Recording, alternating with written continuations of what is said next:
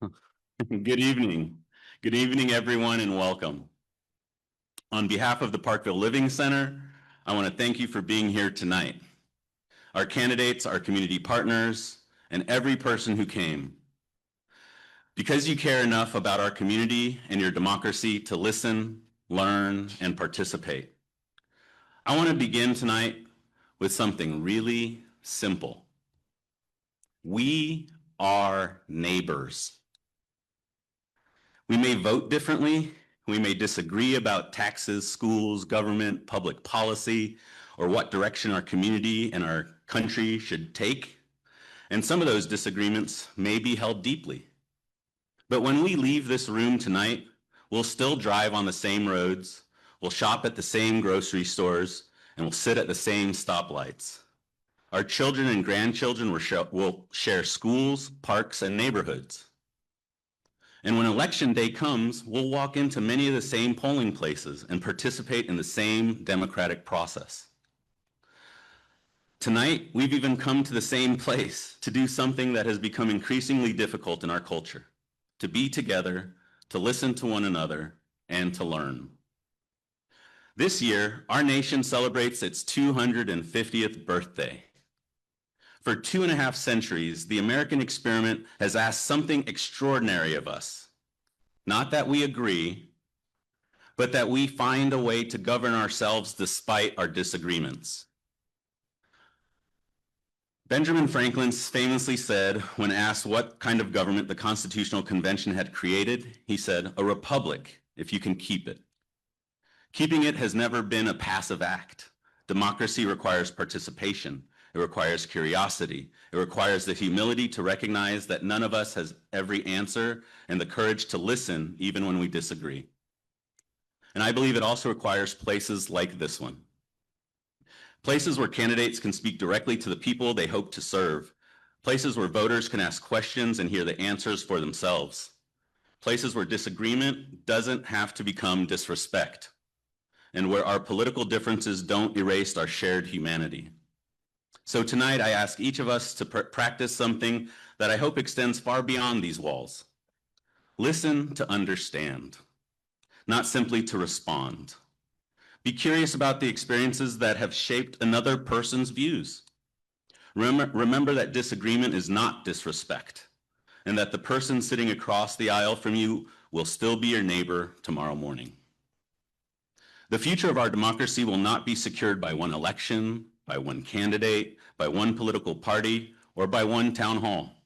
It'll be secured by what we practice together over and over again in rooms just like this. For 250 years, Americans have inherited this unfinished experiment. And so tonight, for a couple of hours, it is ours to tend.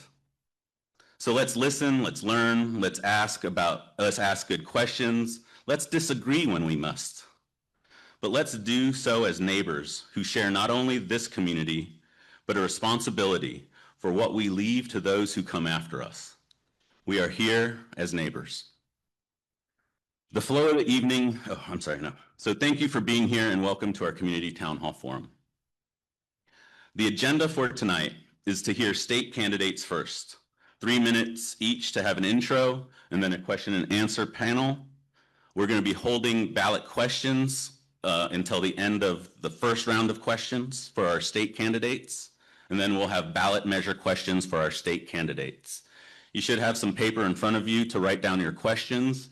We're going to ask that you write down questions, and I'll be reading the questions to the candidates so that all questions will be emailed to the candidate and answered, even if we don't have time to hear them all today.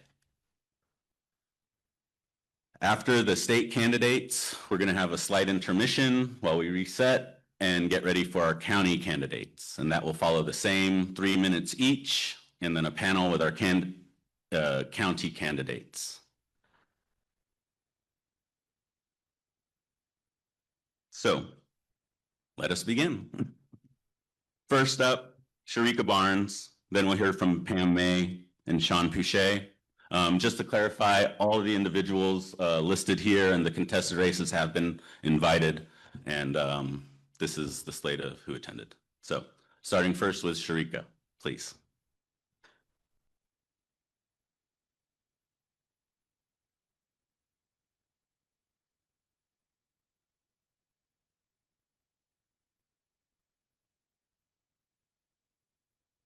Marcus, you're a little taller than me.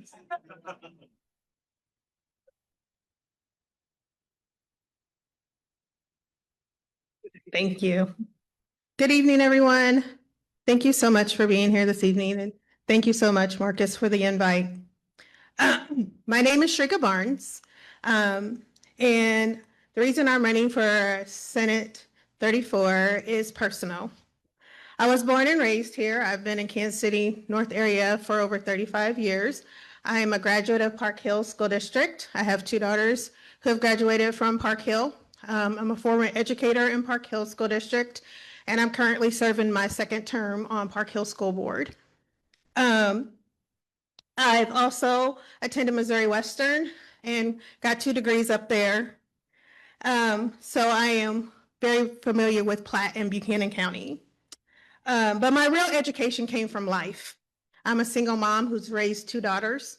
I understand what it is to live paycheck to paycheck. I've had 2 kids who have been on free and reduced lunch. So I understand what it is to lay awake at night and understand how bills are going to be paid. I also understand what it is to have that negative balance on your free and reduced lunch. I also understand what it is to take the job that pays less, even though you have an education, because you just don't have childcare to figure it out.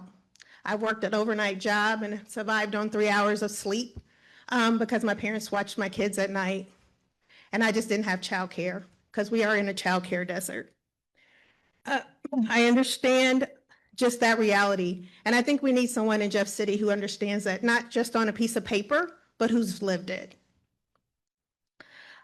Without Medicaid, my kids would not have had health care. My daughter would not have been able to have a $400 EpiPen. First off, I think we need to stop and think why an EpiPen costs $400, and that's just horrible. But without Medicaid, my daughter would not have had it, not because I wasn't trying, but because that's just what it costs for my daughters. I was working, but because of what I was getting paid, my kids were qualifying for Medicaid. And let's stop and think, I just need you guys to know that I was an educator and I was working a second job, and my kids were still qualifying for Medicaid. Our state qualifies as 49th in teacher pay. That's not something we should be excited about. That's something we should be upset and sad and disappointed that our public educators are 49th in the country of paying our educators. So let's stop and think about that for a moment. Our teachers are starting out at about $43,000 a year. So that's about $3,300. So by the time you pay your rent or mortgage, you pay your utilities, you pay your car insurance, God forbid you have a loan. That's why a lot of our educators are taking a second job. Most of us go into that profession because we love kids. We want to educate the future. And now we have to take a second job in order just to make ends meet. And I think that's really disappointing that we had to stop that. Thank you.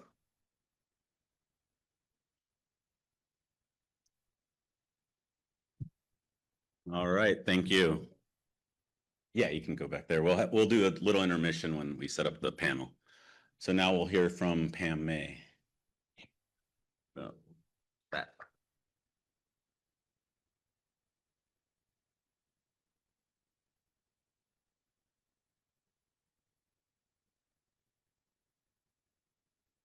I want to start off by thanking Marcus and the Parkville Living Center for hosting this forum. Thanks also to everyone who's participating in one way or another. I'm Pam May, and I'm running for Missouri Senate District 34. The district includes all of Platte County and the western half of Buchanan County. I think I'm uniquely qualified to represent the district because I lived in Platte County for 15 years between 2002 to 2017, and now I live in St. Joe. I grew up in Maryville, Missouri, and graduated from Maryville High School and Northwest Missouri State University with a bachelor's degree in music education. My husband is also from Maryville, and we've been married for 46 years. Most of my work life was spent in law offices, and I spent most years working for Legal Aid of Western Missouri as a legal secretary and paralegal. Now I spend my time volunteering at the Atchison County, Kansas Food Pantry, trying to ensure that no one goes without food. Cuts in SNAP and WIC benefits mean more people are struggling to feed their families. And this affects not only adults, but kids. This is why one of my top priorities in the Missouri Senate will be implementing universal free school meals. In Jefferson City, we need to get back to the business of working for the good of the whole and not just a wealthy few. This means prioritizing public education. We cannot divert 60 million of our tax dollars to mainly private religious education and at the same time lose the distinction of ranking near the bottom in the nation for state support of public education. When the state fails in its obligation to adequately fund public education, the burden shifts to the local level. Average taxpayers have reached their limit, and our commitment at the state level must be for public education. This is what students sitting in public school classrooms across Missouri deserve. In 3 minutes, I'm not able to cover everything I'd like to accomplish in the Missouri Senate. My campaign motto, putting people first, is based on our state motto, let the welfare of the people be the supreme law. This seems pretty simple, but right now in Jefferson City, that's not happening. The Missouri Constitution sets the foundation for Missouri government that political power is vested in and originates from the people. It is to work for the good of the whole. Elected representatives must be dedicated to these principles, and I will be. I hope that you'll vote for me on the August 4th Democratic primary ballot. Thank you. Thank you, Pam. And as I call up Sean Pouche, I'd like to remind you that you have pieces of paper to write down questions. You can write down your name and the question legibly, and we'll collect those as we transition here in just a second. Sean Pouche.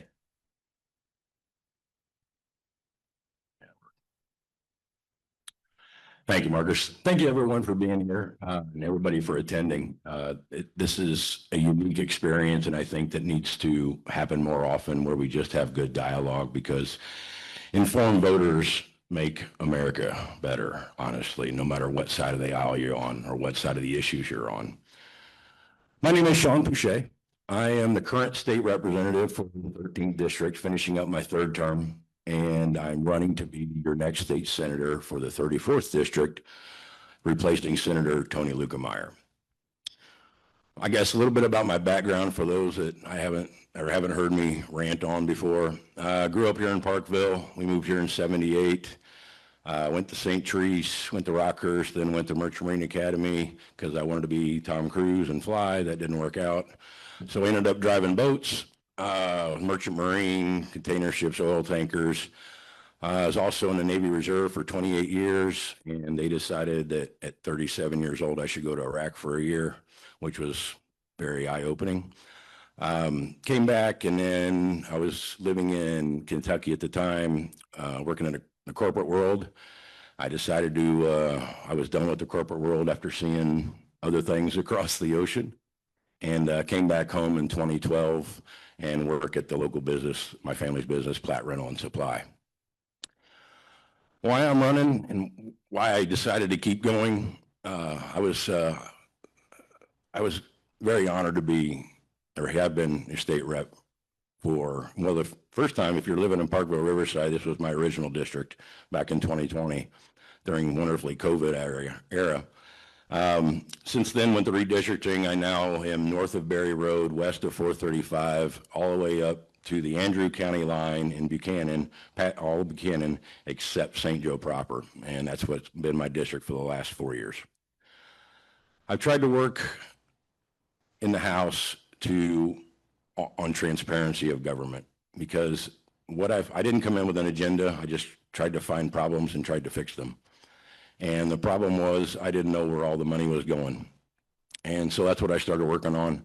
I've made a couple large dents in it, I think, more to be done. Just knowing where our tax dollars are going and how it's being spent, because obviously everybody knows we are now in a budget crisis. So they're saying.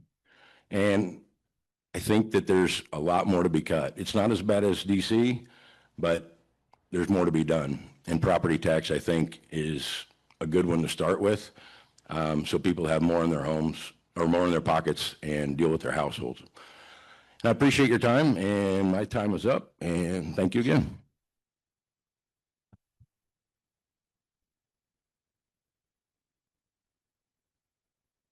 All right, Greg, we're going to just take a moment and move the chairs up, and we'll have our state candidates come up. And if Lynn and Angie can go around and pick up questions. If you have questions, hold them up.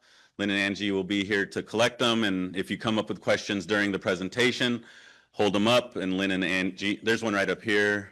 There's one right there. All right, we're going to start our question and answer panel. Keep the questions coming, and we'll keep shooting them at our candidates. I'm going to, as I said, hold off on the ballot measure questions until we get the first round of questions done, and then we'll open up to some ballot measure questions. First question, I'm not sure who this is for. Why isn't Mike Jones here? Anyone have a response to that? All right, that was the first question. All right. I'm sorry? Hey, let's keep it respectful, please. All right. This is a good one. Yeah. Where do you think money shall be cut in Missouri? And so this was specifically for Sean Pouche, who mentioned that. Okay. So I think, thank you for that. So I think the first place, I am not on the budget, to be fair, but being there 6 years, I've seen enough of it and talked to those that deal with it line by line. And honestly, I think we are pretty heavy administratively in Jeff City in those departments. They're a little top heavy. Not pointing at any specific one, but MoDOT is a little top heavy. And we've tried to refine that relationship with them over the last few years. However, the courts have decided that the MoDOT can spend their money however they like because that's how they interpret the Constitution. But there's also some stuff actually in the Department of Revenue. I've heard of some. I don't know that specifically. I'd like to research that more. And Office of Administration as well. And that's where I'd like to go there. As far as in the building, what can we cut? I think it's budget is number one. I think there's too many work products, for lack of a better term, personal deals and goals and jobs and projects that people want in their own districts, and they get added on at the end, and then we have to vote on it or we don't pass the budget, which is something we must do by the Constitution before the certain deadline. I think that needs to stop, and I'm hoping to get in there and put some common sense back into the budget. All right, thank you. All right, we got a couple more questions about the budget that I'll ask, and then we'll move to another topic. Would you commit to rolling spending levels back to 2020 levels adjusted for inflation? Just start here and go down the line if you have a comments to that question. I would be open definitely to looking at that, because if you take out the funds that came through ARPA and all the other programs that were going on through COVID, we have gone up. But if you go back to spending levels that we were at 2020 and adjust for inflation, I think that's something we could definitely get to. Obviously, none of these budget cuts would happen overnight, no matter which ones we're talking about or which one passes on the ballot. Nothing happens overnight because it's a big ship to turn. And you can't just expect a school district or a fire district or an ambulance district to cut their revenue by 20% overnight. But I think there's work to be done. I think we can get back there for sure. Shereka? I think we have to be honest. In 2020, we were getting COVID money. We were getting it on the federal level. Schools districts were getting it. County. I mean, so we didn't need to get that money. We had that money too. I mean, kids were having. Everybody in our school district was getting lunch. We didn't have free and reduced lunch for one kid. Everybody was eating lunch for free for breakfast and lunch. So we have to be honest about what that money we were doing with that money. We don't have that COVID money anymore. So we have to be honest about where that money came from and what we were doing with that money. And we don't have that money anymore. So to get back to that level that was just a once in a lifetime thing that happened at that moment. Will we be at that time to have that kind of money again? I don't think that, we hope we never have a situation like that again. So we have to be honest about what caused that situation to happen. Thank you. Pam? Well, I think it's hard to cut spending if you try to do it on a personal level. It's difficult, and I think it's hard to try to reduce spending at the state level. There are so many things that our tax dollars go for. Infrastructure, education, public safety, our state parks, so many things that benefit people here in Missouri, that it would be difficult to cut our taxes. I think what needs to happen is that we need to reprioritize some of our spending. I think we can look at certain things that we're spending our money on that maybe it's not for the good of the whole. And I think our focus always needs to be on how we're spending our money for the good of the whole. Thank you. And the last question I have here no, there's one more too. Another question on the budget is Platte County elected officials voted for a 30% pay raise. Would you be committed to putting a cap on county elected officials?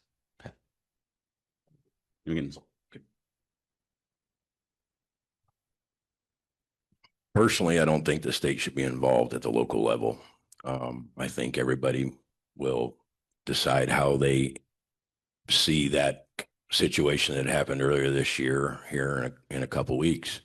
But I think the state's there to guide and put guardrails to protect the citizens. But I think it's up to the citizens to decide if they want to cap their salaries, because that's what draws in good talent. So you got to have a good wage, because it's not an easy job being in politics.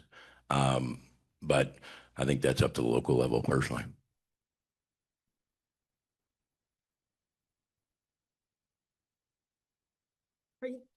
I would agree. The local people need to decide that. I think it's local control. I think that's not just as well as local people. I think local school districts should have control of how they want to do their local taxes as well. The county shouldn't be over that as well. So I think it goes all across the board on that as well. Not just the state does not need to be involved in that part. The state just needs to take care of issuing the things that the guidelines that need to happen, but we don't need to have any involvement in what the local level needs to do on that level. And I would just second what Sean and Shereka said. So, yeah. All right. Well, I heard Shereka mention the schools, and so now we're going to transition to some school questions.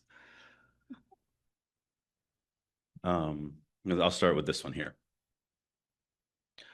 My children went to private school and we received no funding. I don't believe the public schools receive less money than private school. How did you come up with this statement?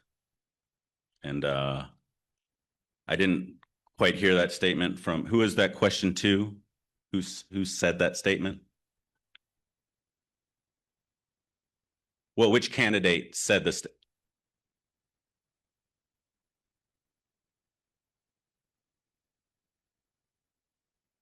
Things that they need more funding.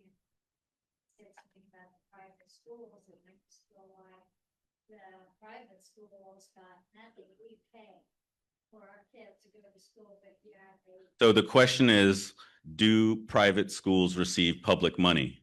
Is that what you're asking? And why? Okay, we'll just keep it at that then. All right. So do private schools receive public money and why? Yes. So right now in the 2027 budget, 60 million of our state tax dollars will go to private religious education. The voucher program in Missouri is called Mo Scholars. And the way Mo Scholars works is there are 7 educational assistance organizations. People can donate to these organizations, and then they can receive 1/2, a deduction of up to 1/2 of their state income tax liability. So not only do these EAOs get money that way, by diverting our tax dollars, they also get money directly from the state. These EAOs are, most of them emphasize religious education. And so these EAOs are the ones that are deciding who gets a school voucher. It's not parents who decide, it's these EAOs who decide. And then, so that's just one of the issues. When I say that, our public tax dollars need to stay with public education, it's not to disparage private education. It's just that we don't have the resources to fund private education. Next year, we're looking at over $1 billion deficit in the state of Missouri. And so we just have to set our priorities, and our priorities need to be with public education. Follow up? Yeah. Anyone else?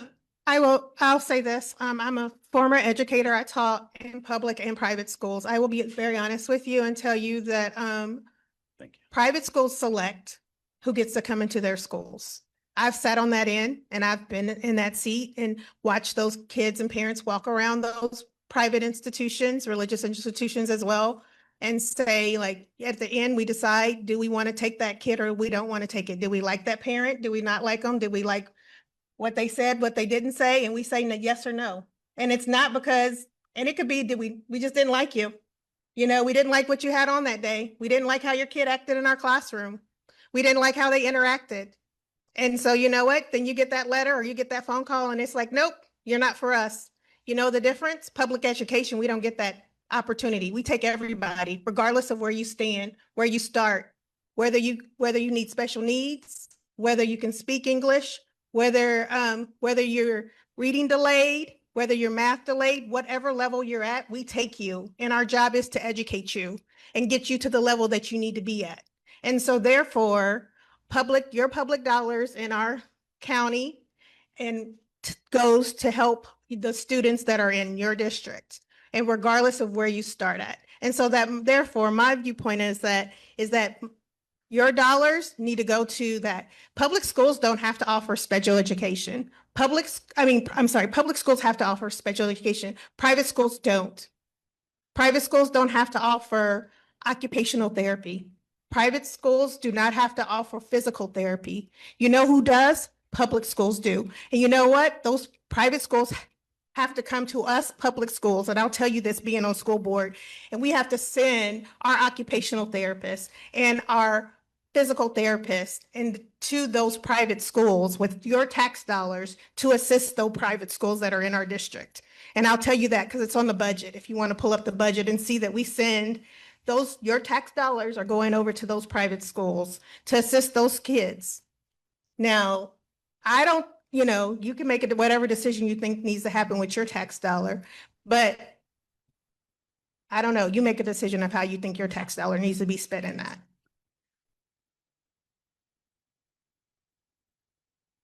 All right, so starting out, all public money is actually private money that the state has taken from all Missourians in one point. So that's okay. At least that's my 2 cents on it. Public and all those state dollars help every public school across the state, some to a different percentage than they do others. Parkville gets a very small percentage of state dollars because they have good property tax. So you are sharing your dollars with everyone across the state in public school. The issue that comes up with the Most Scholars program is public schools. You can't choose which public school you get to go, your kid goes to. Therefore, we had to find that we couldn't get that through the building. Therefore, they found another way. If I can't go to the school I want to go to, well, then we started the Most Scholars thing was started, and then you can send your kid to what school you think's best for them.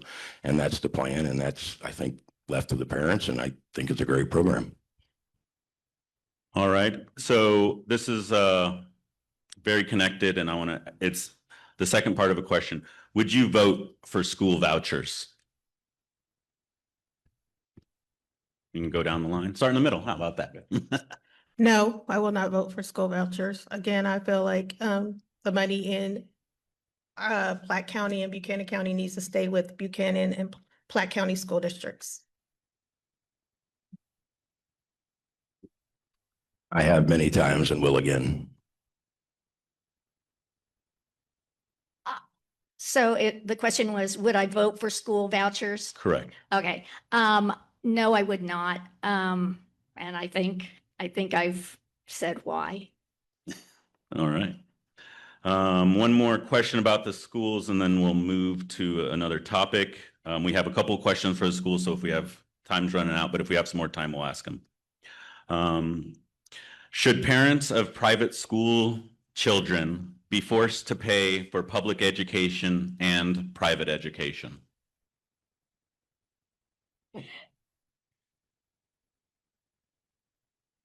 So I've heard this many, many times, and I see the reasoning behind it. However, we do choose where we live for the most part, and those that are sending them to private school probably are choosing more than most that send to public school, I guess, on average. However, when you have a good school district like the Northland does, we have many good school districts. We are a county of destination because, and one of the reasons is our school district. So you're actually increasing your property, and your property is more valuable, and you have a better life, I guess, for lack of a better term, because of the community that it's built around. And I think that goes for small schools, big schools, most communities. My family came from Lawson. Part of my family came from Lawson. That town revolves around that small school. Their calendar, you don't do anything on Friday, Saturday night without checking the sports schedule. It doesn't matter when your anniversary, your birthday is. It doesn't matter. And the people will rally behind that school, and you choose to live there. So no, I see the point, but I don't think we can get there at this point in time of eliminating funding for public schools for people who choose to go to private at this time. No.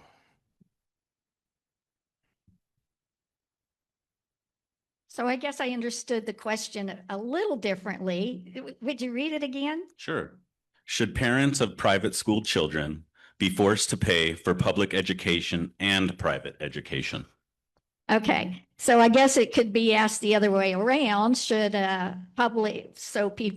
people sending their kids to public education have to pay for private education? I guess one of the things when you look at our tax dollars, just like Sean was saying, our public schools are the heart and soul of our communities, especially in the rural areas. And so it is so important. These public, and in the rural areas, public schools are the only schools that people can go to. They don't have any other choice. And so our public schools are so important. and funding, making sure that the funding for our public schools is adequate. I'll tell you a story. So not long ago, my mom asked me about issues in my campaign. And this is pretty incredible because she and I are on opposite ends of the political spectrum, and we don't talk politics. And so I started telling her about the 60 million of our tax dollars going to private schools. And she had no idea that this was happening. And she didn't like it. Living in rural Missouri, she knows the importance of public education. And so we were both surprised. We agreed on this issue, even though we're far apart in other areas. And so I guess, it's up to you to decide where you stand on this issue. And, candidates are, have very different perspectives. And so it's, you are able to vote for a candidate who best matches your perspective on this issue.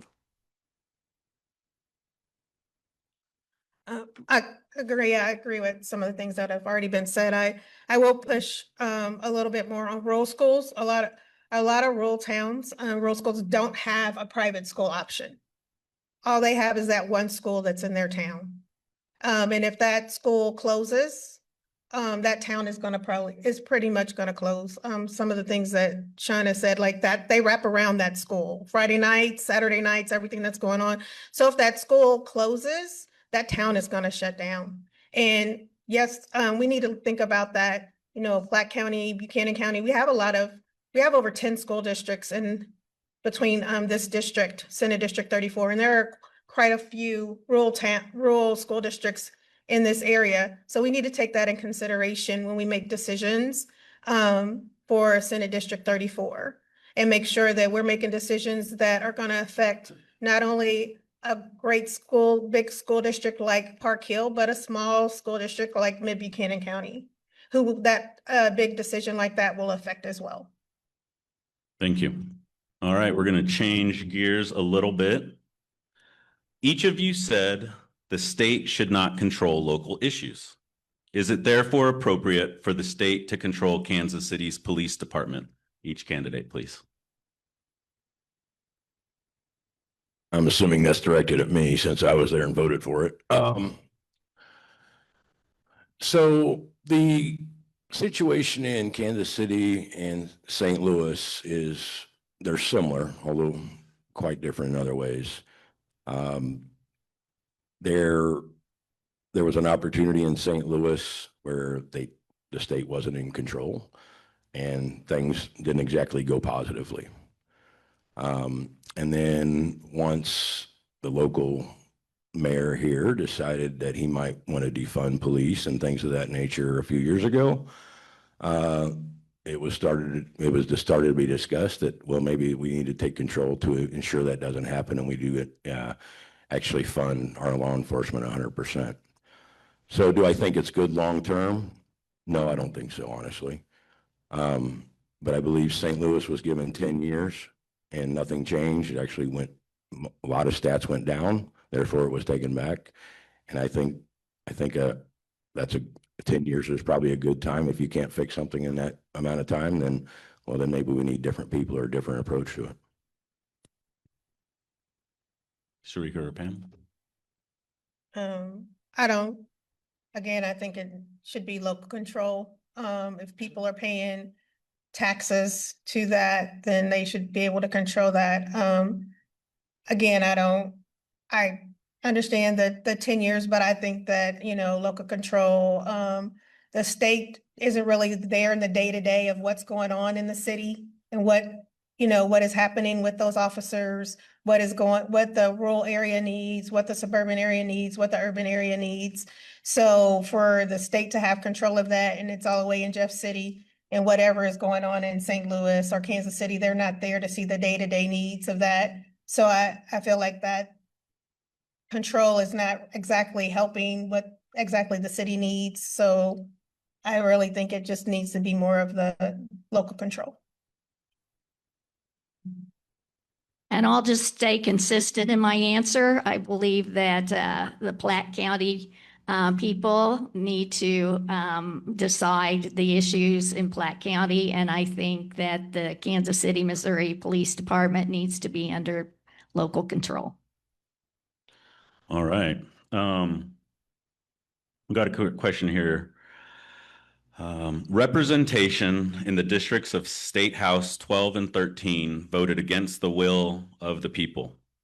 Would you vote with the will of the people or vote against them? Might need some clarification. Yeah. They didn't have a name on it.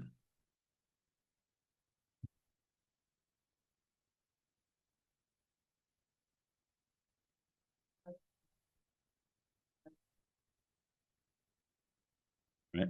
Did you hear that? I think so. Okay. Yes. So is Thank you. about the abortion issue. So no matter where you stand ethically or morally or whatever, it wasn't what came into my final pushing the button for yes. The reason is what that amendment actually said.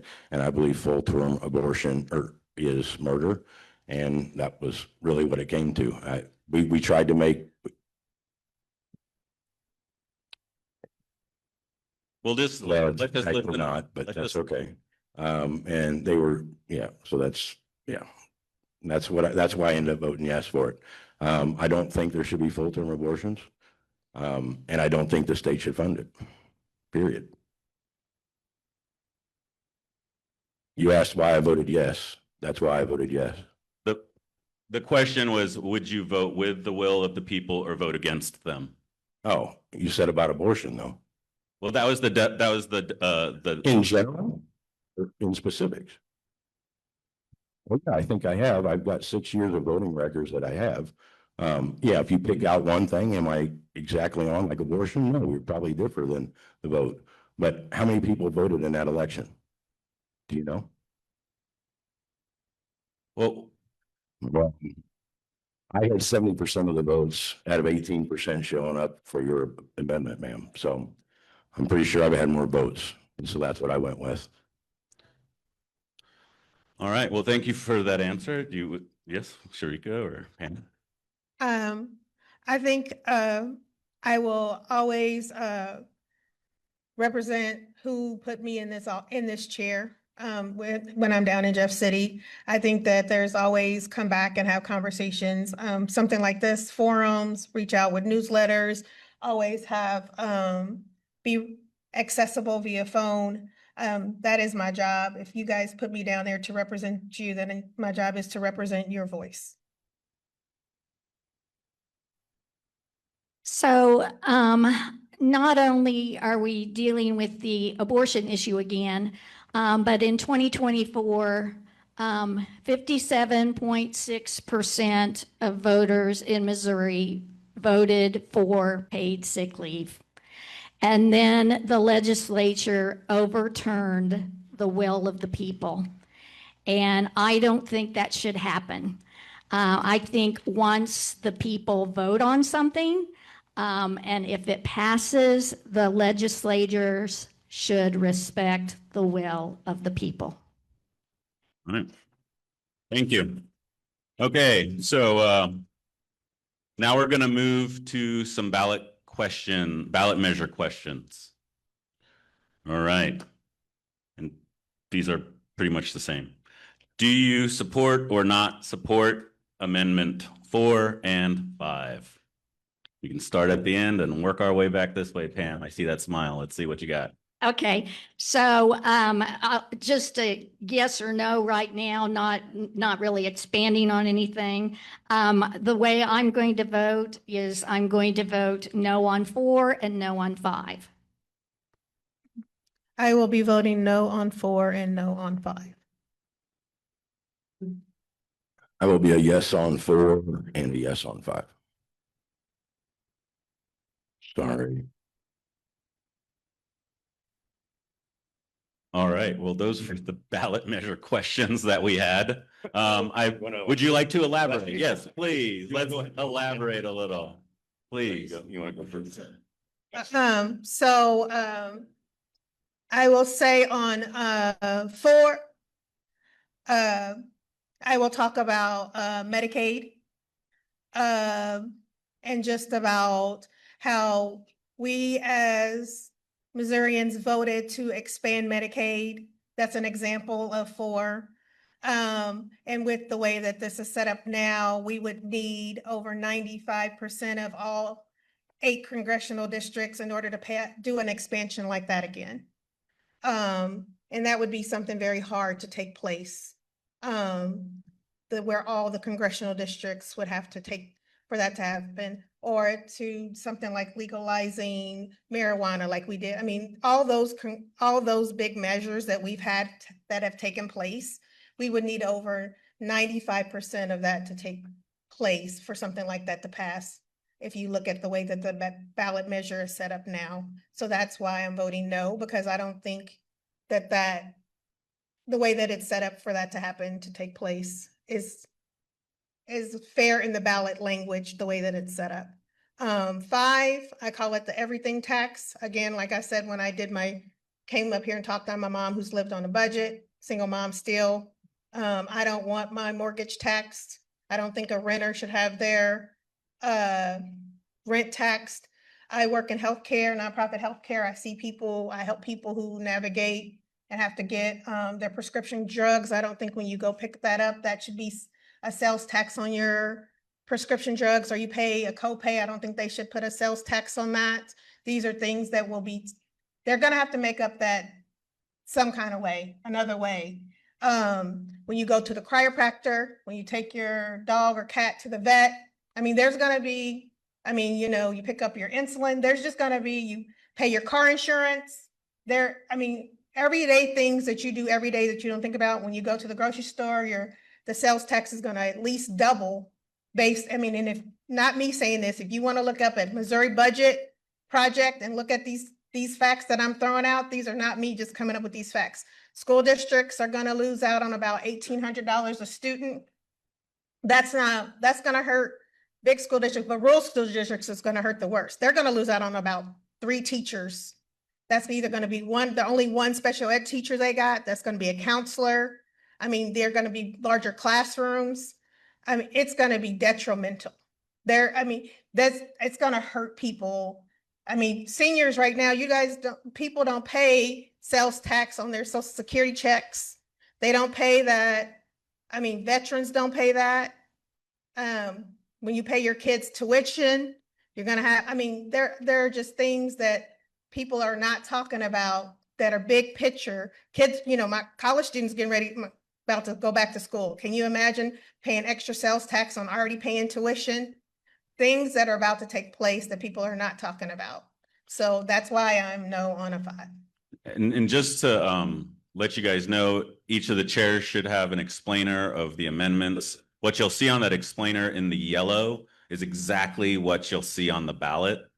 So we're familiar with what we're going to see on the ballot, and we can ask questions about that to our candidates here today, just in case to clarify. Thank you. Thank you. Go ahead. So I'm a yes on 4 because I look at the Constitution as a guideline and a sacred document, and it shouldn't something that should be changed as much as it is, especially in Missouri. I believe our state constitution is like 4 times as big as the U.S. Constitution. As the decades go by and generations go by, and the will of the people changes, that is something that should be statutorily changed. And I think, this doesn't change that process. You can still go up and put something on the ballot as Missourians if the lawmakers aren't doing what you want. This protects the Constitution only. And I think that's what it should be. I really don't think we should have bingo. I don't think we should have sports gambling. I don't think we should have marijuana. I don't think we should have abortion in the Constitution. If that's what the people want statutorily, that's fine. But 10 years from now, is that what they want? We don't know. And the problem is it's misleading. So the marijuana one, for example, was all that money was supposed to go to veterans. That was how it was played out. That's what the people were told. Well, guess what? The numbers came back and it's not. And so now it's in the Constitution, and the legislature, whomever you elect to get there, can't go in and fix it and provide what was promised to the people who voted for it because it's in the Constitution. That's something that should be done statutorily, and I think the Constitution should be protected. Now, 5, the reason I'm personally a 5 is because I believe it's an opportunity for Missouri to stay in the forefront and be competitive with the rest of the states in the country. There are 8 states currently tax-free, income tax-free. 6 are going that way. And our current progress with the current situation is going to be 20 plus years. I've heard some say it could take 30 years before we get income tax-free. If we wait that long, then we won't be at the bargaining table for businesses, other people moving here, retirees who want to stay here after they're done. And I think this is an opportunity. And all Amendment 5 does is allow the legislature to try and find a way. And every state that has no income tax is below 10% in sales tax. I haven't seen anything over 10. Maybe we're looking at different ones, I don't know. But I really believe that if you keep Jeff City out of your pocketbooks and you can decide where your money goes, better. And the numbers I saw were, if say a household's 35,000, and I'll go into the regressive part of it too, which that's my big concern. At $35,000, you pay like 700 and change to the state in income tax. At an increase, even at 8%, I believe is a number, and again, I don't have it in front of me, but at 8%, you'd have to spend almost over $8,000 to pay that much more in sales tax to make up that $700. Now, I don't know anybody making 35 grand, because I only make 40 at this job, that spends $8,000 in extra stuff, because food is not included, healthcare is not included, agriculture is not included, and healthcare is not included. So that means if you're going to go out and get your hair cut, yes, that's part of it, possibly. Your lawn mowed, that's possible. But none of the other stuff that you have to have is going to be taxed. And that I can guarantee you as your next senator, because the regressive part of it for the fixed income and the lower income families who already don't pay any state income tax, we have to find a way to keep them not paying more taxes and make it regressive, because that's the most important. And that has not been addressed, and I'll admit that it has not been. But that is something I guarantee you, being in that building for 6 years, and you've seen all the no's and people against this amendment, do you really think it's going to be able to get through that building if we're going to raise taxes on those things? There's no way it's going to happen. You know, it's not, it has to be a majority, and you're not going to have it. And that I can guarantee you, if I'm your next senator, those taxes will not go up. We will stay to what was on the ballot, and that's all. And if we can't do it, then we lose nothing, and we're back to where we are just right now, and you're still paying income tax, no harm, no foul. And there's safeguards in there so that if this does work, and all of a sudden it's the greatest thing since sliced bread, which I'm not saying it is, and all of a sudden the state's budget looms up to $60 billion. Well, there's safeguards in there to say, no, that can't happen. We'll roll back with the income tax quicker. Therefore, the state funding stays level. It does not go up at the current level. And then if the local municipalities also get a big boom because of economic boom, because of people moving in or school or businesses or whatever, well, then they must readjust their property tax as well, so that they don't get a windfall as well, so that your taxes will stay level and not increase. And that's why I think it's worth a shot for the next generation, because I think that will put Missouri in a good place down the road in the future against the other states in America. Thank you. Okay, so I think it's important to vote on the actual language of the amendment and not be voting on something that somebody says. We need to stick to the language in the amendment. And so let's just start. It does change the Missouri Constitution, and it says, require legislative phase out of the individual state income tax based on revenue growth. Well, doesn't that sound great? But you've heard the saying, if it sounds too good to be true, it probably is. And we need to heed this warning in this situation. So it would authorize the expansion of sales and use taxes. And Amendment 5 has been called the everything tax because nothing is spelled out in the amendment about what would be taxed and how. We don't know.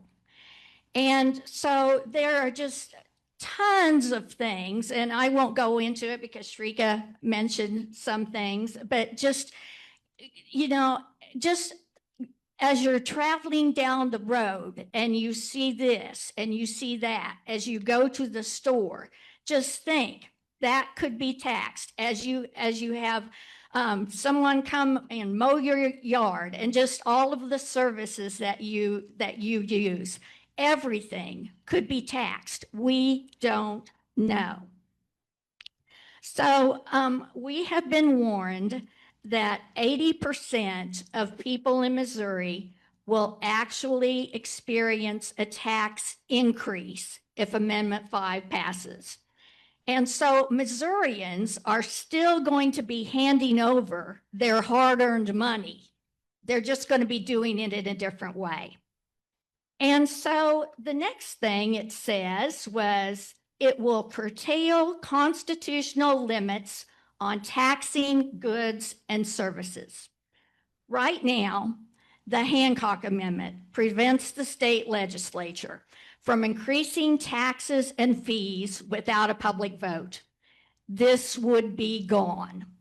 Passing Amendment 5 would basically be saying to the state legislature, you do whatever you want. We're giving them a free pass. So the next part, require local tax rate cuts without reducing school funding if local sales tax revenue increases. So what does that mean? So it means that these new taxes can't create a windfall. And if this happens, local tax cut rates would be required. Just imagine the tax burden Amendment 5 would place on Missourians if it caused increased revenue in this state. Supporters of Amendment 5 say this is how property taxes would be lowered. Maybe, maybe not. If so, how would this help renters get tax relief from this amendment? And so I would just like to say what the Missouri Budget Project says about this amendment. It would swap Missouri's income tax for a massive increase in sales taxes. This would increase overall taxes for most of Missourians, cut critical services that support Missourians, and damage our state economy. Now, for Amendment 4. Do you want me to go on? We got it, just Okay. just a minute or two. No, this is where they're here to hear you, but let's. For Amendment 4, it deals with the initiative petition process. And this has been part of the Missouri Constitution since 1908. Missourians have used the initiative petition to put issues before Missouri voters like raising the minimum wage, legalizing marijuana, expanding Medicaid, term limits, gaming, animal cruelty, paid sick leave, and abortion access.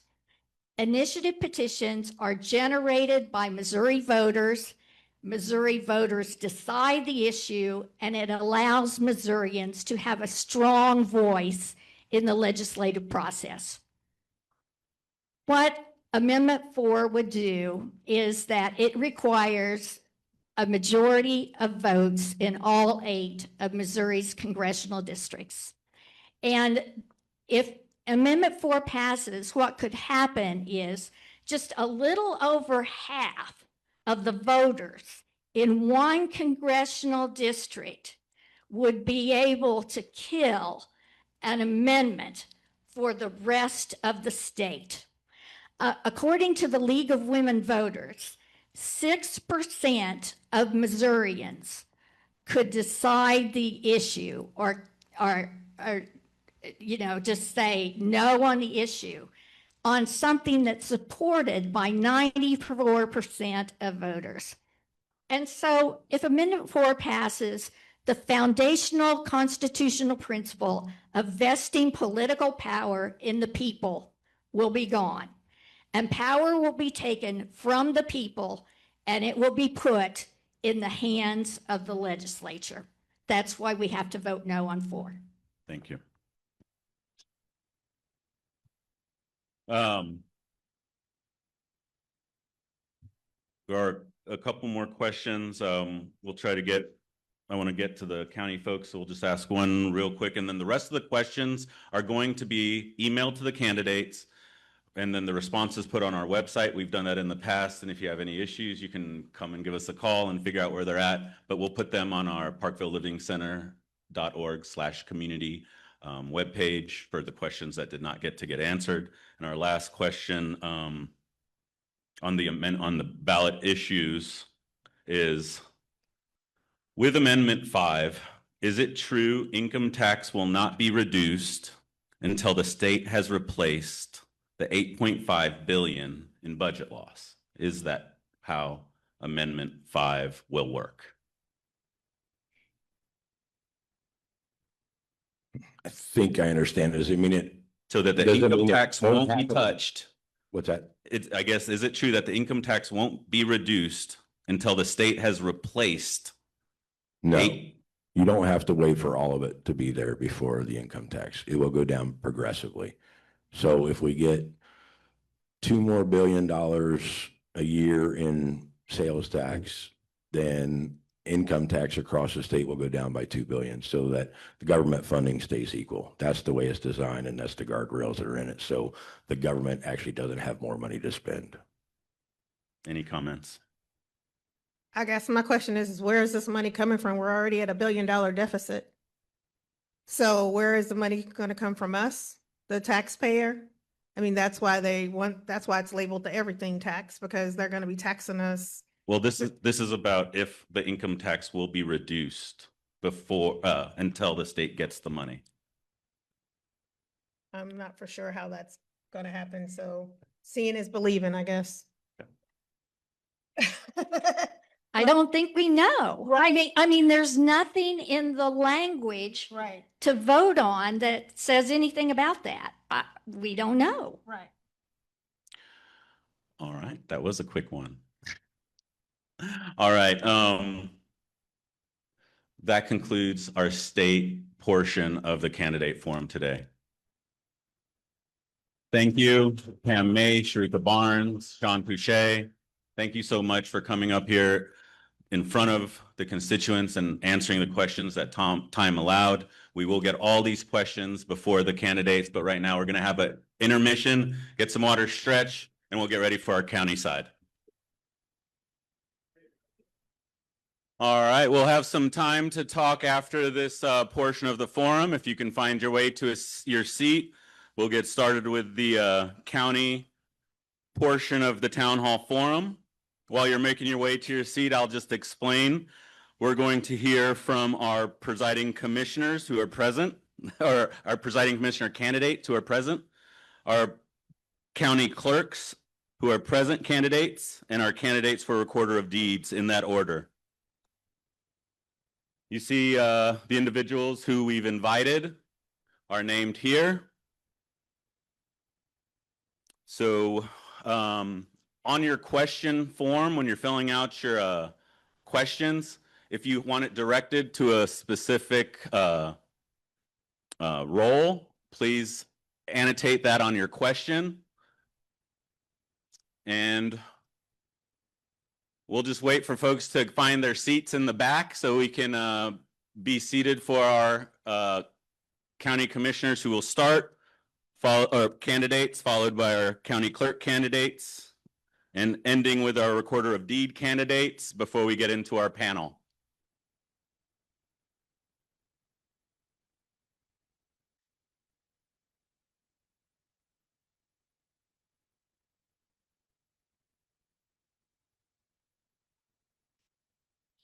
So if you need more question forms, raise your hand. If you haven't signed in on your way out, please sign out. It helps us to continue to do these activities when we see that they're effective. So please sign in sometime before you leave.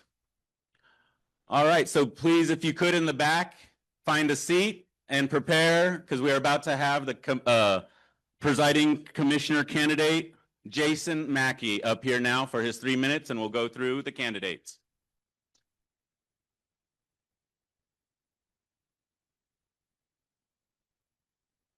Holy moly, this is low. Okay, we got it.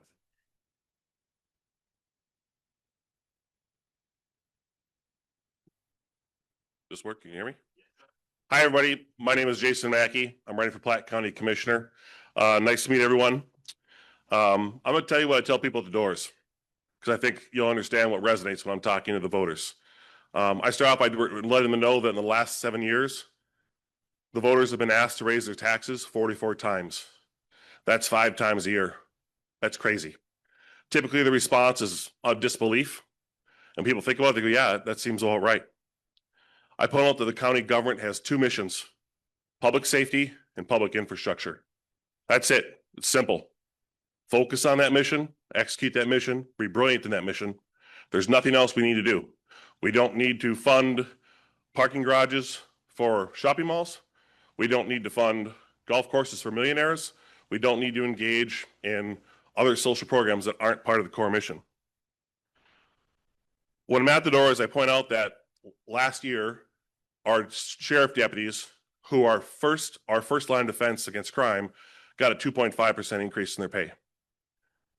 Simultaneously, some elected officials gave themselves a 30% pay increase in pay, and I said we have to address that. We have to address that as a community. I think it was brought up earlier with the state candidates. I think Platte County is special. I grew up in Minneapolis, Minnesota for 36 years. Minneapolis, Minnesota, Hennepin County, the county that you hear in the news for all the wrong reasons, was a lot like Platte County. Very, very similar when I grew up. Now when I look at it, I don't even recognize it. And what happened was incrementalism. Little slices of pragmatic leadership going away. A little tax here, a little program there, a little majoritarianism here. And when I talked to Dr. Gena Ross, who I've spoken with many times, very nice lady, sorry she couldn't be here today, she agrees with me that Hennepin County has a problem. She grew up in Hennepin County as well. And what I don't want to do is see that happen in Platte County, and that's part of why I'm running. More taxes aren't the answer. Local county government needs to focus on local county government problems, public safety and public infrastructure. Someone asked me earlier why I ran. I learned about 5 years ago what happens when citizens don't stand up and say no to bad government. Some of you may know I took a very public stance on the TIF program that Parkville implemented for Creekside. They moved $63 million away from public schools and public infrastructure for a private developer on the but-for clause of, but for this, I won't get a 9% return on investment. I said, that's not okay. I'm not okay with that. And I filed a series of sunshine record requests to understand it better. The city of Parkville fought me on it. Eventually we came to terms, and some of that information was brought out to the public. But I learned in that 2-year period while I was trying to get that information, into the subsequent 2-year period litigating pro se, is that if citizens do not stand up and if they don't get engaged in local government, then they can only blame themselves for what happened. So that's why I'm running. One last thing, I am endorsed by the firefighters. I'm also endorsed by AFL-CIO, which is a unique blend for a conservative. The reason being is I believe in the American Labor Program. And I'm also endorsed by the Missouri Press Association for being a champion of open government. Thank you so much for being here.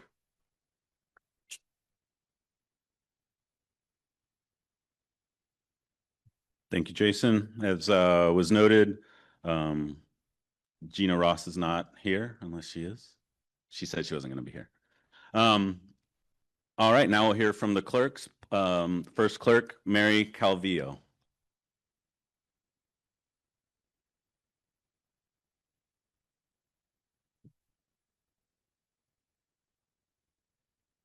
Yeah. Just Thank you. I'm not as tall, but I do work as hard. Hi, I'm Mary Calvillo, and I am running for Platte County Clerk. I am glad to be here. Thank you so much for the invitation. I am running. My biggest inspiration is we all will reach this point. If you haven't yet, you reach a point in your life where there is something bigger you have to give. You have more fight in you, you have more energy in you, and it is time to show up with the experience you have to do something for people other than just yourself. And I'm at that point. My skill set, it matches up with the clerk's office. I have 45 years of work experience in office management, supervisory, executive assistants, and customer service. And those skills match perfectly with the clerk's office. The clerk's office is responsible, just in case anybody doesn't know, and I get a lot of this at the doors. The clerk's office is basically the executive assistant for the commission. The clerk's office administers the senior tax program, and the clerk's office dispenses liquor licenses, tow truck licenses, and then swears in notaries. They also answer all of the sunshine requests. And so it's a busy office, all skills that I have done before and or transfer over to do that job. And so I am looking to improve those processes, modernize and digitize a lot of the information in that office so that it's more easily accessible for taxpayers, so that you've got information at your fingertips and the processes that you go through are more simplified and easier to navigate. I also will extend office hours to 5 p.m. Right now, the office closes at 4. There's no state mandate that requires that. But working families can't get there. Even someone who gets off at 3:30 can't get to the clerk's office to go through anything that they need to go through. So I will extend office hours to 5 p.m. Thank you all for your time, and I look forward to your questions.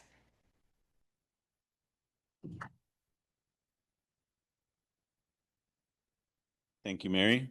Now we'll hear from Russ Wojo.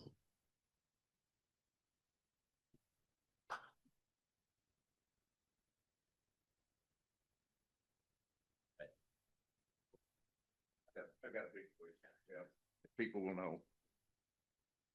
Good evening. I appreciate Marcus inviting us here. This is a great forum.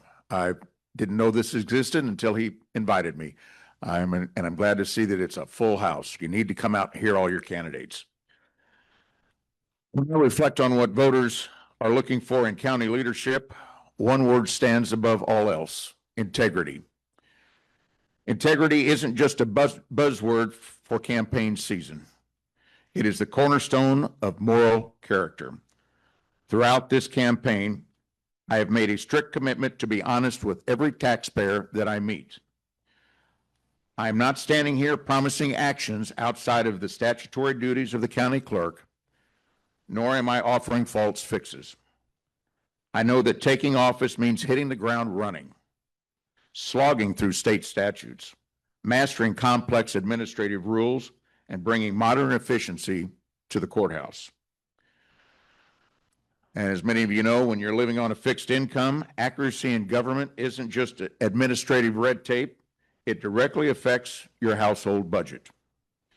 If you entrust me with this responsibility, I promise a ground-up review of every function the clerk oversees, ensuring fair, legally sound oversight of the Board of Equalization so your property tax appeals are handled accurately, streamlining office processes and technology without inflating government bloat, actively advocating for a meeting of the County Salary Commission under RSMO 50.333 to review the 2025 elected officials' pay raises and make those findings completely 100% transparent and public. Here's the difference in this race, in my humble opinion, which probably isn't so humble since I'm running against opponents. Neither of my opponents has offered a real actionable plan for what they will do in office. We hear plenty of campaign objections to the 30% pay increases, but no concrete statutory solutions.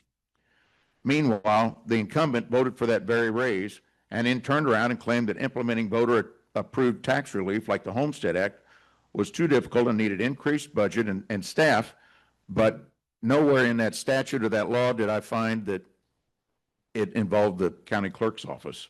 And I believe the commission recently proved that with the passing of the ordinance and all the work that was done by the county administrator, Wes Minder, to put it so you don't even have to apply for the Homestead Act, which is the way it should be. Government shouldn't be burdensome on the taxpayer and make them do all the work for it. Government sometimes should work for you. I sat in the commissioner's work session, looked at the technical data, and I pushed for solutions. We had a great conversation that day. Several of us that are here in this room were in that same meeting.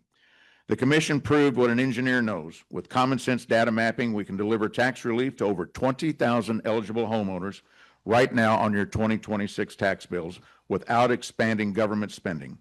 Throughout my 30-year engineering career, when I tackled a project, I read the schematics, checked the facts, and stood firm against waste and efficiency.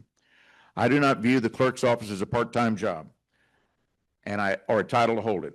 I consider it a full-time commitment to you and the taxpayers of Platte County. I humbly ask for your vote on August 4th, and I look forward to meeting and talking with you tonight and the next week before the election. Thank you.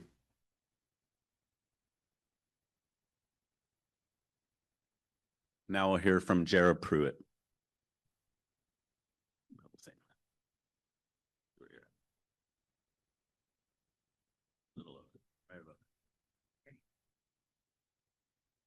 Good evening, everyone. I'm Jera Pruitt. I'm your county clerk. Tonight, I'm going to spend my time talking to you about three things: results, trust, readiness for what's ahead. In terms of results, my office has implemented the Senior Tax Credit Program. If you're unaware, that's a program for residents in Platte County who own their primary residence is in Platte County and you're 62 years or older. You can make an application. Once you've enrolled in the program, you do not need to come back annually to reapply. In addition to that, we have also made the Board of Equalization appeals process more tax friendly. When I took office, that process was not housed in the clerk's office. Statutorily, it is a clerk responsibility. So we were able to work with the assessor's office at the time, who was managing that, and bring that over to the clerk's role, make it an unbiased process, and to work directly with the citizens, make sure they're informed on the process. In addition to those two major accomplishments, of course, we're managing our day-to-day operations that are spelled out in our very lengthy statutes for processes and duties. In terms of trust, the senior tax credit process and program and rolling that out, there were a lot of people with questions, rightfully so. We spoke with thousands and thousands of residents, whether that's HOA members, or maybe it was the individual that was actually making an application. Perhaps it was a child of, an adult child of their parent that needed assistance with the application or wondering about unique circumstances. We recognize information is really important. It's important to give the people the information that they require. And we want to do that. We continue to do that. Additionally, my office manages sunshine requests. That's often a question I get or a topic that's discussed. We handle hundreds of requests each year. Part of what builds trust throughout these processes are consistency, having consistency with the way we process them, and then again, how we produce them. Because we process sunshine requests, which sometimes deal with, interesting information or, whatever it is, even if it's an open record, it's part of the process. We get lots of, special agendas, if you will, from within the building, someone who's concerned about a result getting out. And I want to tell you, I've never swayed to that, and I will never sway to that. The statutes are very clear on how to process sunshine requests, and that is how we follow. That's how we work a request. If we have a question, we work with our legal counsel to get that addressed. But that's not something that we've ever made a concession on, and we will not start now. In terms of readiness for what's ahead, the clerk's role throughout this first term has dramatically shifted. The taxing cycle that, has to do with the county, it is increasingly more complex with each legislation that is passed, especially that has to do with tax credit programs, which are great. But the fact of the matter is there's a lot of internal complexity that has to be managed, has to be considered. A process needs to be in place. And to that end, experience matters, accuracy matters, and service matters. The county clerk's office isn't about politics. It's about trust. Every day, our office handles records, public information, tax programs, and responsibilities that citizens depend on. My commitment has always been simple: follow the law, protect the public's trust, serve every resident with respect, and to work to make the office stronger than when I found it. And that's exactly what I'll continue to do. I'm Jera Pruitt, and I'm your county clerk.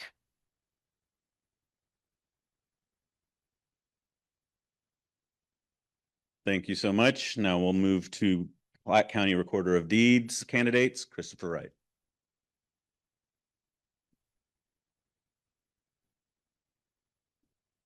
Thank you, Marcus. Thank you, everybody. It's a pleasure and an honor to be here. It's also an honor to be your county recorder, a job that I love doing. Since I have been in office, we have taken the county recorder's office and we have moved it into the 21st century. I was first elected to the Fairview Town Council, where I served on the board, and then I was elected the mayor, the chairman of the board, if you will, village government. I worked with our fellow council members, and in the 94 years history of the village, we were the first to balance the budget, and we got out of debt from the $45,000 that we owed to the state auditor's office from the previous clerk, who basically robbed the village blind. So I took that fiscal conservatism and I took it to the county recorder's office, hitting the ground running. As your county recorder, we have implemented a first-in-the-nation deed fraud program, which we are proud of. Just several weeks ago, I was in Washington speaking to the district attorneys, and Washington is currently trying to work on a bill in their current state legislature, implementing statewide what we have done right here in Platte County. We are working with the state of Oklahoma, the state of Tennessee, the state of Pennsylvania, and the state of North Dakota, which is also looking to sponsor similar legislation. My point is that we have taken a sleepy office in which nobody knew about, and we moved it into the 21st century. Deed fraud happened very quickly when I took office. I had deed fraud back to back to back. Recently, there was a letter into the editor that said we shouldn't be implementing new technologies or doing things that are risky because they're unproven. And it is I believe it said it is something that is not actually happening. Well, tell that to Mrs. McKay and to Mr. Bloomquist and to Mr. Mason, those first three cases who spent tens of thousands of dollars and many hours in the legal system, years in the legal system, to get back something that was rightfully theirs. To say that deed fraud is not happening is not true. The only piece of national legislation we have in the entire country came from Congressman Cleaver right here in Kansas City, because Kansas City is one of the worst in the nation. As your county recorder, I was the first in the state to implement ID requirements for quitclaim deeds if you come into my office, and we have implemented other programs to make sure that your deeds are safe. It is my #1 priority to keeping that office running efficient and smoothly, and it is a job that I enjoy doing. I love being your county recorder. I love being a part of this community, and I look forward for your support on August 4th. With my over 8,000 hours of experience, I'm looking forward to continue to lead you in the next 4 years. So thank you very much.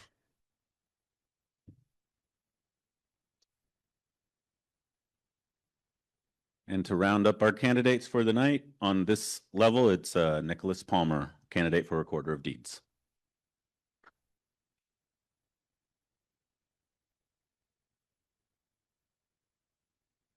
Good evening. I just wanted to start with a quick thank you to Marcus for the invitation and the Parkville Living Center for hosting us this evening.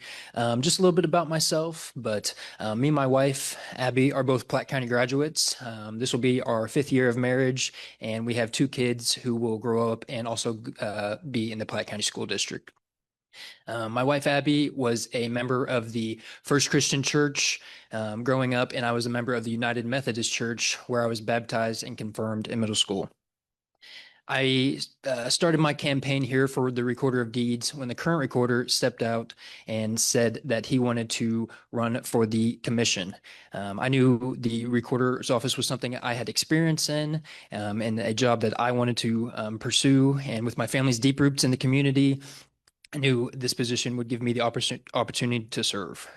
To the office, I would be bringing a business degree from the University of Central Missouri. I am also qualified candidate because outside of the incumbents, I'm the only candidate with actual experience in the office.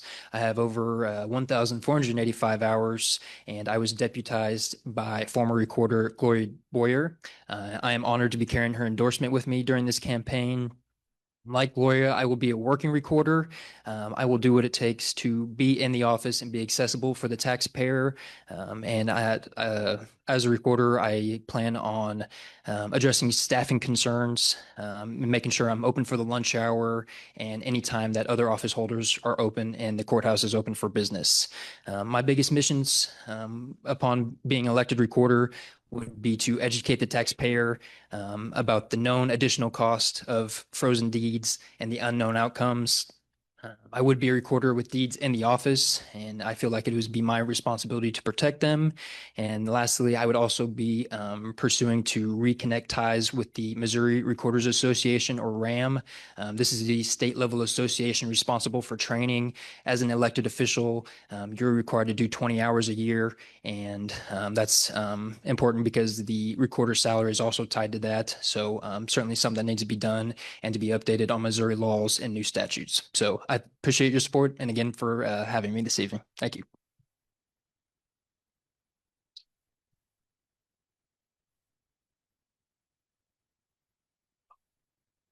All right, we're going to have a very short intermission now where we get the panel ready, and then we'll ask the county candidates to have a seat. And we'll get to that questions here shortly. All right, we're all set. If the county candidates can come and take a seat behind their names. If you have questions, please hand them to our volunteers. And we will get started here in just a minute. Come on, candidates.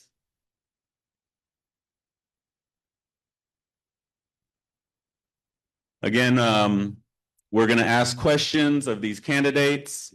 Any question that we don't get asked will be emailed to the candidates, and their responses will be posted on our website as they come in with a timestamp.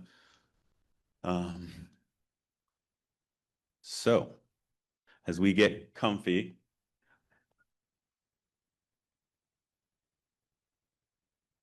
if you can't hear in the back, then I ask that you come close because it's really loud up here, and it's really not loud back there.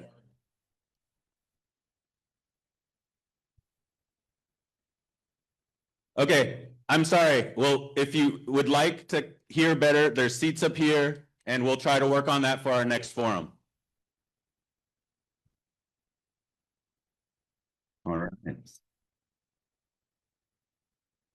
I gotta get through these questions and organize them a little bit.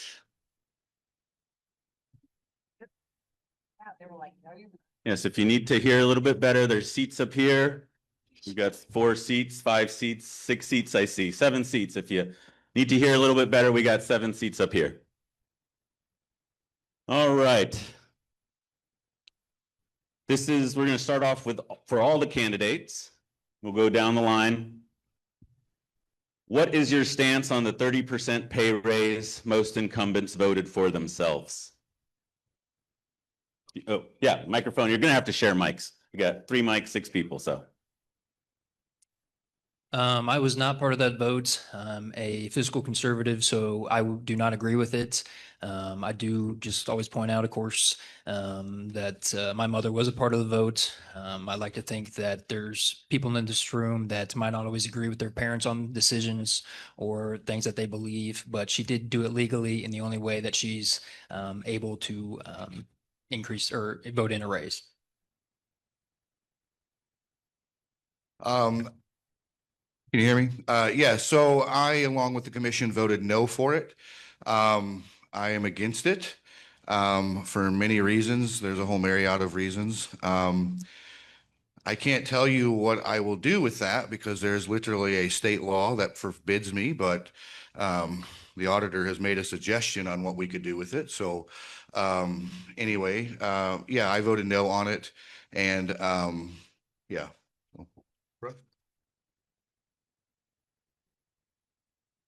I'm against the fact that they raised it 30%, but I mean, saying that, I think we need a study that says, you know, is the actual 100,000, is it fair or not?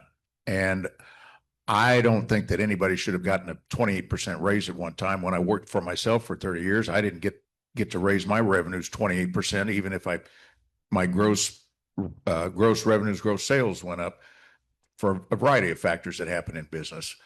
I think it was a bit reckless. But let's, like I said, I hope to review it. Let's study it. Let's find out what's fair. Because frankly, a lot of the taxpayers I've talked to said it's not really the amount of the salary that bothers them. It's the fact that it was raised up so much in one shot, and that the county employees didn't even get the same COLA raise that we on Social Security got. They got a little bit less of a COLA than what we got on Social Security. So there's just some unfair stuff about it that I disagreed with, and I'd like to relook at it. So I voted for the 30%, and I voted for it because it's a vote for the future of Platte County. We're a first-class county with a very complex task to run the county. I think it's important to have a salary that attracts good talent and keeps competition going and frankly holds everybody accountable. So that's the reason that I was a vote yes for the 30%. Quickly, I want to address the comment about employee salaries. If I had the authority to give my employees a raise, I would. My employees are absolutely invaluable to me. They're part of our team. And in many of these offices, the employees run the office. I'm grateful to be a part of my team. And anyway, employee salaries are exclusively a commission decision. So just want to make that clear distinction. We had no authority to give the salaries any sort of raise. If you can hold the mic close to your mouth and speak up so that. Okay, Thank you. how's that? Perfect. I do not support the 30% increase in pay. I think it was an overshot. They overshot the mark on that. And I would have to wait until I'm in office to take any action on it. Thank you. I apologize if I talk fast. I'm a recovering engineer, so I talk pretty quick. I talked to Jera about this when we sat down once, and I understand the necessity to attract and retain the best talent. Right. I've talked to many of the sheriff's deputies and Sheriff Howell and other public safety officials, and compensation is part of how you attract and retain the best talent. We have a retention problem with our public safety teams. That said, leadership giving itself a 30% increase, it implies the wrong optics. And it destroys trust with the citizenry. And that's the key thing, right? They have to look as local governments as a fairness or that, hey, why are you getting 30% and I'm not? That's not fair. And then it destroys trust, and then it erodes our political system. It also impacts employee morale. I was actually knocking doors in Dearborn. I came across a sheriff deputy who mentioned to me, hey, by the way, we need your help. We only got 2.5% last year. I'm stepping in front of bullets. And the elected officials are giving themselves 30% increase. And I said, I get it. I hear you. It's something that I want to address, because we also have to attract and retain the very best possible public safety officials. And not only that, the prosecutors. We have to fully staff that office, but that's a conversation for a later day. And the last thing, the state legislatures that said, hey, this is a local issue, it's not a local issue because the state law reads it only takes a simple 51% majority to increase pay. It takes 2/3 to decrease pay. That seems opposite of what it should be. It should take more to increase it and less to decrease it. Last thing, I think if I were king for a day and I'm not, I would say if elected officials get to give themselves a raise, then it should be the minimum of what the county employees get. So there's not this disparity. All that being said, it comes back to attracting and retaining the best talent we can, balanced with good optics and good decision making. All right, thank you. So you can hold the mic. I got a question for you, Jason. Mr. Maki, I received a postcard from you stating you plan to cut or eliminate some levies. Since you have obviously studied this, which levies do you propose? Which levies do you propose to cut or eliminate? I'm not. Can you elaborate on that? So there was a postcard sent out that stated you would eliminate or cut some levies. Are you familiar with that? No. Okay. Well, there's. If someone can be specific, I'll address it.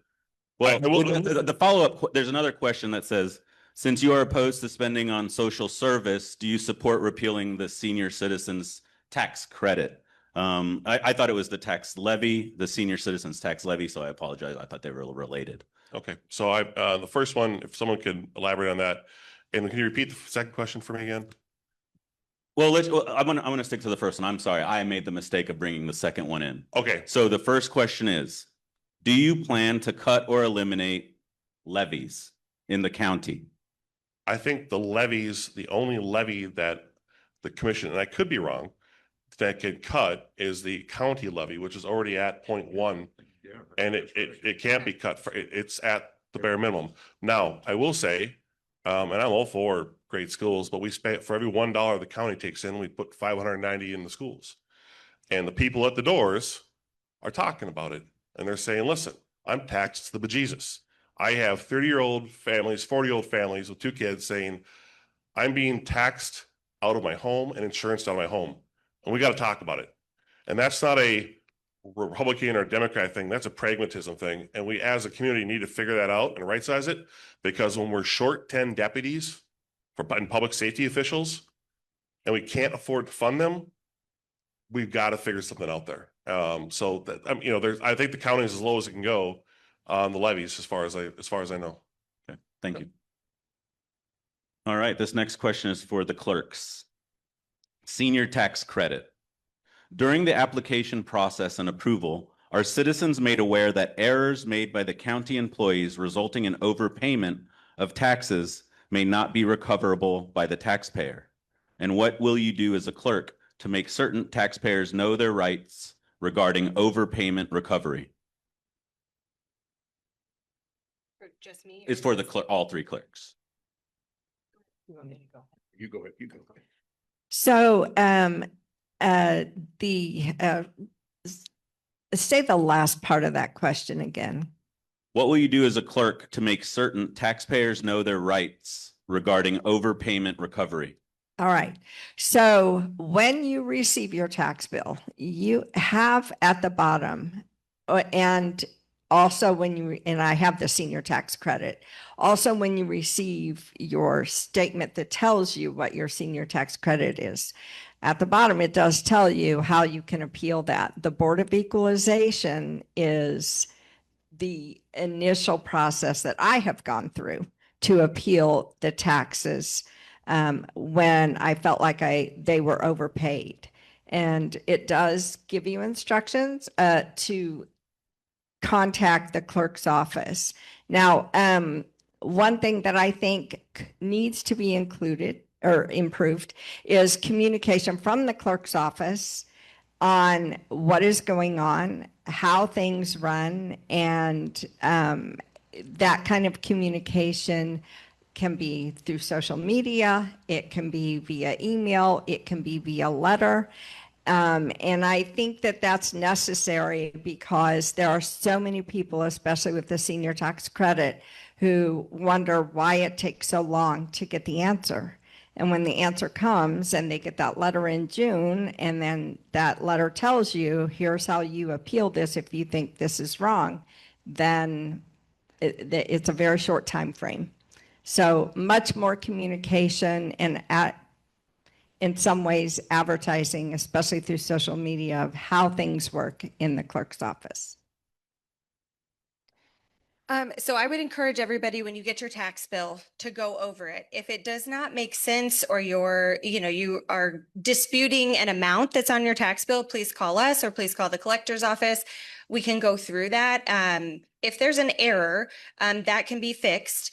In terms of the letters that go out in the summer, are just approving you for the senior tax credit. And by the time you've received your letter, we've probably contacted you if we needed additional information or clarification on your application.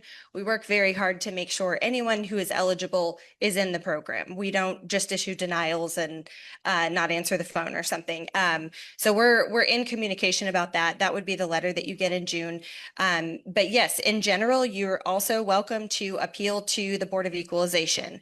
That application timeframe, you can do informals, which is basically a conversation with the assessor's office. You can do that anytime from January 1st till June 30th.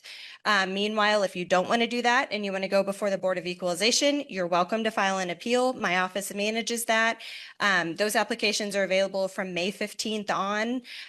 We stop accepting them on the second Sunday in July. That's a statutory thing. We have no ability to make a change to that time frame. So anyway, that's what I would have to say. It sounds like that somebody has, people make mistakes in staff. Staff can make a mistake. It's the way that it's handled and corrected. I wasn't aware or made aware that there were mistakes being made with the senior tax credit. As I understand it, if my tax, and I'm on the senior tax credit, if my tax bill this year doesn't look like my tax bill last year and it's higher, I'm going to be inquiring about it. And I'm sure there's processes that, as Jera was saying, there are processes to take care of that. If it happens, I guess if it happened, anything that happens enough times, you say, well, maybe we've got a problem here. Maybe it's not just the staff, maybe it's something in the process or something, but you got to look at it, how many you get, and fix and be attentive and do sincerely fix those, right those wrongs for those citizens when they have a complaint or something it's just been an error, and sometimes mistakes are made. You just have to go about it and correct it for the citizen. Okay. All right. Well, the next question is for, I'll get to the clerks. I'm sorry, the recorders. The recorders. This one is for Chris Wright. You recently posted on Facebook that you were honored to speak at the New Jersey Association of County Recorders. You pulled Platte County out of the Missouri Recorder Group as soon as you were elected. Why don't you prioritize work with other Missouri County recorders? And did Platte County taxpayers pay for your trip? Yeah, good question. So I didn't leave my office. It was on Zoom. So I just was patched in and I spoke to the conference. They asked me to be one of the keynote speakers on deed fraud. Since I have taken office, we have kind of set the standards around the nation. Like I said, we have worked with many states, many counties on deed fraud programs and implementation. As far as being a member of the RAM Association, the RAM Association, I went there on my very first year that I was elected. And just so you know, I have a great working relationship with many of our county recorders across the state. It's not Platte County against the world. I converse with many of my colleagues on a weekly basis, and we talk about implementation of the new laws, things like that. Being a member of the RAM Association, when I was there, it was dysfunctional. There was a lot of problems. In fact, I think I remember I went to some of my elected colleagues and asked about their associations. The clerk, I think we had a conversation. You have a great association. I believe the Clerks Association is a great association. I think the Auditors Association is a great association. The RAM Association was quite dysfunctional. There was infighting, there was bickering. We were watching videos on YouTube that I literally could have just watched home in the district. It costs money. You have to pay a membership to be there, and it costs your tax dollars for the recorder to go down there to be a part of that. I unilaterally left that program again because I saw that there was no benefit. I lose my pay for it. So we belong to other associations that I feel are equally are better to equip what we do. I knew this question was going to come up, and I love this because it seems to be a thing.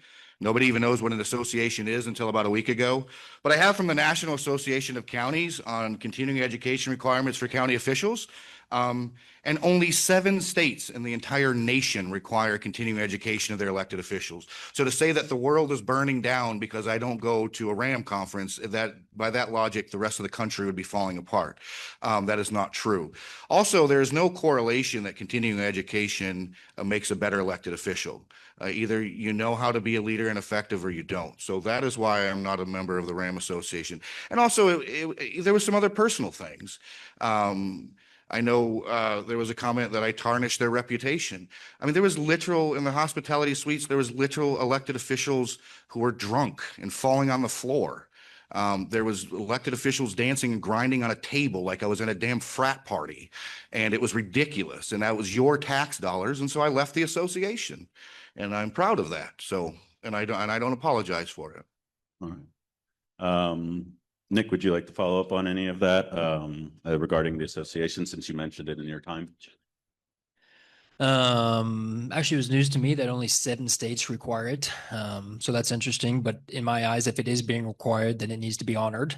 If you have issue with that, then that can be, I think, organized elsewhere. Again, I think my biggest thing was with the dismissal of the group in general.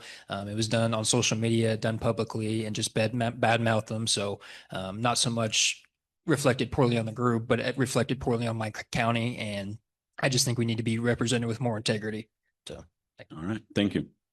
All right, we're going to go back to Jason for this question. Would you support implementing the Children's Services Fund, and do you think the commission has a responsibility to implement provisions passed by the people? Okay, so that's the Children's Services Fund as written is flawed. It is a forever tax. Other counties have done the similar thing without it being a forever tax. 4-year tax. I don't believe there's any tax, sales tax, that ever should be forever, meaning 100 years from now, as written, our children will be paying this tax, even if it's not needed. So as it exists, it's flawed. Number 2, it's no longer necessary. As of today, I believe, it was announced that the county has come to terms with the Tri-County Health Board. So the Platte County now has a funding mechanism and a leadership team comprised by medical doctors and medical professionals to address this very issue. It is led by Platte County people, appointed people, funded by Platte County people for the purpose of benefiting Platte County children and people. So it's a moot point. But that was the mental health, and this is the children's services. To me, they're one and the same. Right? They address the same issue. That's your answer? Yep. Okay. We'll let him have his answer. We can ask and answer. Thank you. All right, now we're going to move to the clerks. Clerks, what financial experience do you have that makes you fit to handle the Platte County budget?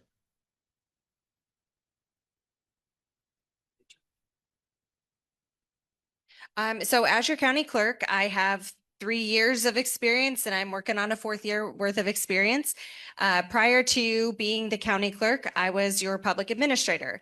And so as the public administrator, we managed adults who required a guardian and conservator. And with that comes asset management. And so we had just shy of 200 estates and we managed those. We managed their entitlements. If they didn't have entitlements, we made sure and applied for them, those sorts of things. So anyway, I think this answer is arguably different for me because I'm holding the position, but there's a little bit of background about me. So my background is primarily administrative, where I have always had the responsibility of administering and managing budgets, not necessarily creating them. So always had to balance them throughout my corporate career, always had to have accountability for every expenditure and ensure that I was following what was being required of the departments that I worked in. So I would say I have around 15 years dealing with budgets, administering them, and ensuring that they balance. Well, first of all, the question sounds like it's swayed into a little something bigger than the clerk's office. That's up to the auditor and the commissioners about the county budget. We just have the clerk's office. I'm sure that and tell me if I'm wrong, Auditor Robinson, if I submit what I want as my office budget, we work together to see what I need and what it's actually going to be at and how it fits into the county revenues and such. My qualifications for doing that, well, I was chief engineer, had to maintain the technical areas of broadcast, 100,000 watt broadcast stations, was chief engineer of a video and audio tape duplication company. So you had to do up budgets, submit, do forecasts for what you believe would probably be, how many parts you need, what stuff might not break down, what was regular maintenance on all of that. And then in 1990 through, I think I just shut the corporation down in 22, 23. I owned my own business, and you get real good at looking over a budget, what you've got coming in versus what you have to go out, and trying to maximize your profits. So running the budget side of that, and with labor and assets and office supplies and all of that, I've done it my entire life. All right. We're going to move back to the commissioner office. Should Platte County taxes support public health in addition to safety and infrastructure? In what context? In the context of support for the county? I mean, yeah, Public health. we have a public health board that we're funding through. We're doing it right now with the Platte County Health Commission. I think we're actually they've been given a loan to get started for this year of $91,000. Something was it $91,000? The mental health. Mental health board. Yeah. So yeah, But you're talking about the county health department. Health department. Two different things. I guess I'm not understanding the question. Then I'm sorry. So you had mentioned earlier that the county has two priorities. Yep. And so I believe this question is asking, where does public health fit into that? It doesn't. Okay. Yeah. There's your answer. Yeah. Public right. safety, public infrastructure. There's nothing in the county charter that says that we're providing free medical services, or that's a separate and different conversation. Honorable, important, but not necessarily part of the county's charter as I see it. All right. Okay. So it's 8 o'clock. We have a lot of questions still. I'm going to get these to the candidates. They will see them. I will have all of this on our website, but I want to respect our time and the time allotted for here. But I'm going to ask just one follow-up question. How many hours per week does each officer plan on working? At least 40. That's a lot of services. So yeah, at least 40. Thank you. Whatever it takes. And that could be, I could see that being, more than 40 on some weeks. Maybe you got some dry weeks, but I think, and I'll be honest with it, not all of the time serving as clerk will necessarily be in the clerk's office. I hope to do some advocating in Jeff City for changes that benefit you all, that I think we need to have the state change some of the statutes. I mean, I have to follow the statutes, and the only way you can Not do that is you have to change the statutes, and that's that'd be way above my pay grade and head. That's in Jeff City. So some of those hours would be counted advocating for you all, but clerk's office, you got to be there to open it up. You got to manage the staff. I said I run my own business for quite a while. I'm retired now, but it was nothing to have to put in 60, 70, and depending on the project, 100 hours. I hope I don't have to put in 100 hours at the clerk's office a week, but I'm not in there. I don't know what's going to come at me. It's kind of an unknown question yet.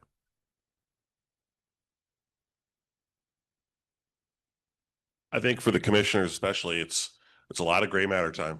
A lot of and speaking to the current commissioners, they spend a lot of time reviewing things, researching things. So there's obviously they're there on Mondays.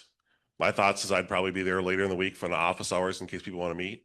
But there's a lot of conversations and gray matter time. So it's a semi full-time job, not necessarily always there, but you're kind of always on having conversations and reading about it. And when I speak to other commissioners, that seems to be the status quo or the appropriate way to approach it. So the clerk's position is definitely a full-time job. I'm there full-time. This is my primary job. This is my only job. I'm one of the team. If I don't do my job tasks, they don't get done. There's nobody else that does the reports or the various tasks that I manage. We all stay very busy, and yes, during our busy seasons, it often does require much more than 40 hours a week. And that's okay. I'm there to do it. I have been doing it for the last 3.5 years. And if and when I'm reelected, I'll continue with that diligence.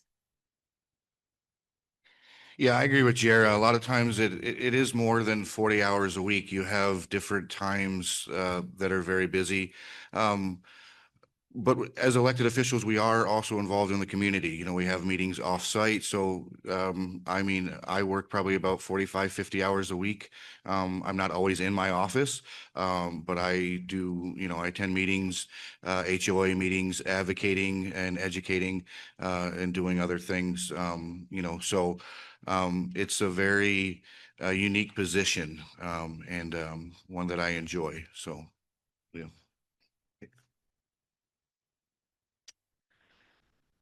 Sounds a little silly, but I grew up listening to my grandma sing the Dolly Parton song 9 to 5. So as a young kid, I just thought that's what a job was. But when I interviewed with Gloria Boyer and earned the position, she said, "I'll see you on Monday. We start at 8." So as a college guy, that was an eye opener for me. But she was a working recorder, and I certainly would want to match her work ethic.